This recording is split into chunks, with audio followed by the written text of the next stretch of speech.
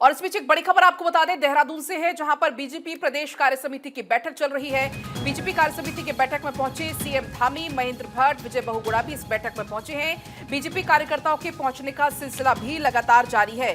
तो आज बीजेपी प्रदेश कार्य समिति की बैठक और उसमें तमाम बड़े चेहरे मौजूद होंगे। उपचुनाव की हार, निकाय चुनाव की रणनीति, तमाम ऐसे मुद्दे जिस पर मंथन किया जाएगा। इसी बीच हमारे साथ हरीश जुड़ गए हैं। हरीश, ये बैठक हो रही है, मंथन तमाम मुद्दों पर किया जाएगा। इसमें जाहिर सी बात है उपचुनाव का मुद्दा भी होगा। इसके अलावा चुनाव की रणनीति, आगे समय में किस तरीके से पार्टी को बढ़ना है, इस पर भी मंथन होना है।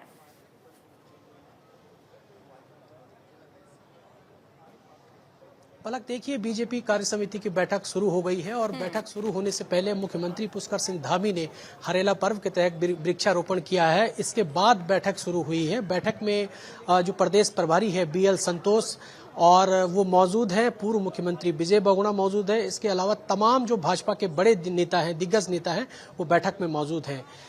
पहली बात यह है कि इस बैठक में सबसे पहले इस बात पर चर्चा होगी कि जो 2 विधानसभा में बीजेपी को हार मिली है, चाहे वो मंगलौर विधानसभा हो या फिर बद्रीनाथ विधानसभा हो, इस विधानसभा में मिली हार की यहाँ पर चर्चा हो रही है और किस बात पर, कहाँ पर चूक रही है, कार्यकर्ताओं से संवाद नहीं हो पाया है, क्या वजह रही है हार की, इन तमाम पहलुओं पर चर्चा की जा रही है।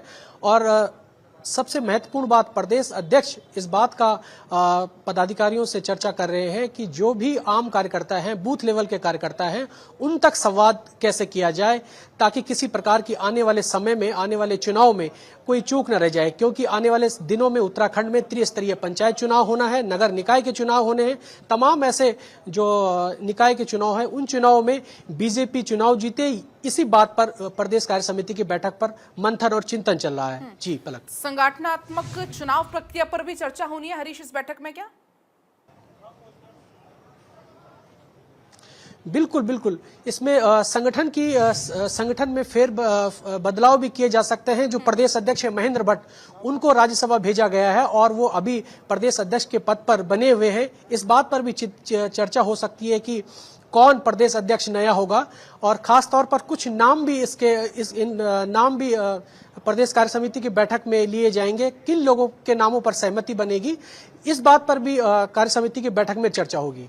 जी, क्योंकि लोकसभा चुनाव के बाद हरीश की पहली बैठक है, जाहिर सी बात है लोकसभा चुनाव में अच्छा प्रदर्शन बीजेपी का रहा, उस पर चर्चा होगी, लेकिन उपचुनाव में उतना प्रदर्शन अच्छा नहीं रहा, उस पर चर्चा होनी। इसके अलावा और कौन कौन से खास मुद्दे हैं, क्योंकि ये लोकसभा चुनाव के बाद पहली अहम बैठक मानी जा रही है।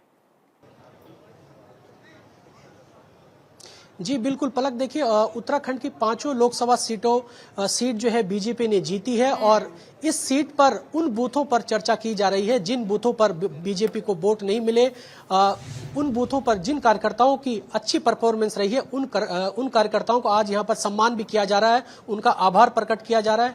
जिन बूथों में बीजेपी की स्थिति कमजोर रही है, उन बूथों पर भी यहाँ पर चर्चा की जा रही है कि क्या वजह रही, कि क्या जो बीजेपी के पदाधिकारी हैं, चाहे वो जिला स्तरीय हो या फिर मंडल के स्तर के जो पदाधिकारी है, उन लोगों की, वो लोग गांव तक पहुंच पाए, नहीं पहुंच पाए, क्या चूक रही है, तो इन तमाम पहलुओं पर चर्चा की जा रही है। जी हरीश, कितने बजे तक ये बैठक चल? आगे की जो योजनाएं हैं, संगठन की होने वाले कार्यक्रम हैं, उन सभी पर चर्चा होगी। पूरे उत्साह और उमंग के साथ हमारे सारे कार्यकर्ता यहाँ से जोश का मंत्र लेकर जाएंगे, उत्साह का मंत्र लेकर जाएंगे। सर, पर्वतीय मूल के कुछ लोग केदारनाथ मंदिर बनाना चाह रहे हैं, लेकिन उसको सोशल मीडिया में धाम के तौर पर प्रसारित किया गया, विपक्ष भी कटाक्ष कर रहा है, आप लोग कैसे देखते हैं?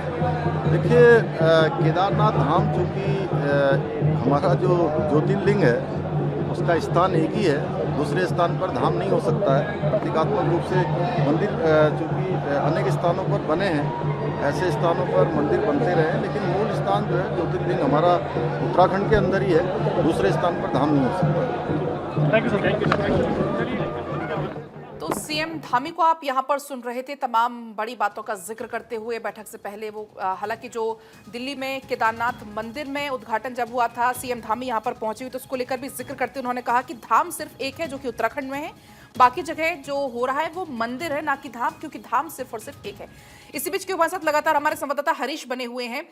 हरीश, क्योंकि बैठक ये चल रही है, अभी आपने कहा भी कि बैठक शुरू हो चुकी है, कितने बजे तक ये बैठक चलने वाली है, कब तक उम्मीद इस बैठक खत्म होने की, और क्या कुछ फिर छन कर बाहर निकल कर आएगा?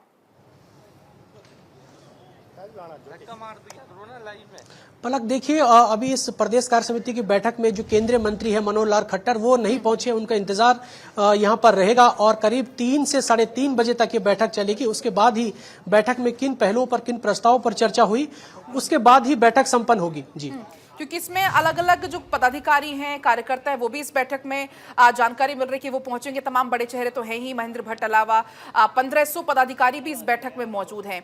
तो कौन कौन से खास बिंदु रहने वाले जिन पर इन पदाधिकारियों से चर्चा की जानी है?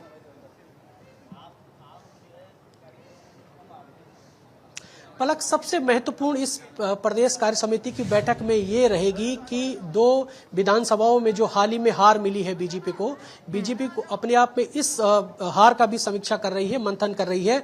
तो कह सकते हैं कि एक कार्यकर्ताओं का जोश जो है वो जोश बना रहे, प्रदेश में इस प्रकार का मैसेज न जाए कि बीजेपी की स्थिति कमजोर हो रही है। तो इस चीज को संगठन की दृष्टि से इसको मजबूत किया जा रहा है, कार्यकर्ताओं को मजबूत किया जा रहा है।